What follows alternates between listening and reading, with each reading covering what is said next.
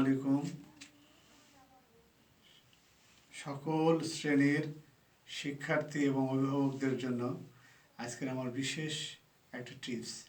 সেটা হচ্ছে যে আপনার সন্তানদেরকে যদি আপনি প্লে থেকে শুরু করে বিশেষ পর্যন্ত যদি কোনো পরীক্ষা দেন, তাহলে তাদের এই জাতীয় দিবসটার একান্ত প্রয়োজন। যেমন বিভিন্ন শ্রেণীতে ভর্তি পরীক্ষা, চাকরির পরীক্ষা, বিশ্ববিদ্যালয়ে ভর্তি পরীক্ষা, যত ধরনের পরীক্ষা আছে যা সুযোগ গ্রহণের জন্য, ভালো কিছু করার জন্য সকল শ্রেণীর শিক্ষার্থীদের এবং সকল প্রত্যাশী চাকরিজীবীদের জন্য, যারা চাকরি প্রত্যাশী, এই ধরনের কোশ্চেন পড়ে তোমরা যদি এই কোশ্চেনগুলো সলভ করো, তাহলে দেখবা যে কমপক্ষে 1 থেকে 2টি প্রশ্ন এই বাংলাদেশের জাতীয় দিবস সময়ের থেকে একটা প্রশ্ন পড়ে। তাহলে আজকে আমি তোমাদের এই পাঠটা সুন্দর করে সহজ করে দিয়েছি। এই জন্যেই বই পুস্তকে আছে, ঠিক আছে, কিন্তু আজকাল তোমরা অনেকেই মোবাইল নির্ভর, মোবাইল হাতে চলে আসলো, তখন যদি জিনিসগুলো দেখো, তাহলে তোমাদের জিনিসগুলো দেখে নোট করে রাখলে তোমাদের অনেক সুবিধা হবে। যাই হোক, আমি শুরু করছি তোমাদের এই দিবস সম্পর্কে বিস্তারিত বলার জন্য। দেখো, বাংলাদেশের জাতীয় বিষয়সমূহ লেখা আছে। দেখো, তারিখ এবং দিবস। তাহলে তারিখ এবং দিবসে খেয়াল করে দেখো তোমরা, 19শে জানুয়ারি জাতীয় শিক্ষক দিবস, 20শে জানুয়ারি শহীদ আসাদ দিবস, 2 ফেব্রুয়ারি জাতীয় জনসংখ্যা দিবস, 21 ফেব্রুয়ারি শহীদ এবং আন্তর্জাতিক মাতৃদিবস, অর্থাৎ লাখো সৈনিকের শহীদের আত্মত্যাগের বিনিময়ে আমরা মাতৃভাষা পেয়েছি। যে ভাষা আমরা কথা বলছি, আজকে যে ভাষার মাধ্যমে আমি তোমাদের এই দিবসগুলো বুঝে দিচ্ছি। যা হোক, 25 ফেব্রুয়ারি পিলখানা বিডিআর হত্যা দিবস। পিলখানা বিডিআর হত্যা দিবসে অনেক বড় বড়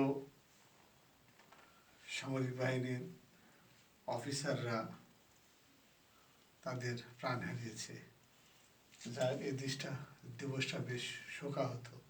এবং এই দিবসে যে সন্তানেরা বাবা হারিয়েছে, যে স্ত্রীরা তার স্বামীকে হারিয়েছে, তাদেরকে আল্লাহ ধৈর্য ধরার ক্ষমতা দিক, এবং যারা শহীদ হয়েছেন তাদের আল্লাহ বেশি করুক। যা হোক, 28 ফেব্রুয়ারি ডায়াবেটিক দিবস। ডায়াবেটিক একটি বিশেষ কষ্টদায়ক একটা অসুস্থতা, তো নিয়ন্ত্রণে থাকলে খুবই ভালো। নিয়ন্ত্রণ করতে পারাটাই সবচেয়ে বড় অর্জন। যা হোক, 2 মার্চ জাতীয় পতাকা দিবস। আমাদের যে পতাকা, স্বাধীন পতাকা পেয়েছি, এই পতাকা দিবস 2 মার্চ। 11 মার্চ রাষ্ট্রভাষা দিবস। 26 মার্চ স্বাধীনতা দিবস, জাতীয় দিবস। সুন্দর একটি কথা, এই 26শে মার্চের দিনে আমার জন্ম হয়েছিল, অর্থাৎ পৃথিবীর আলো আমি দেখেছিলাম এই 26শে মার্চের দিনে।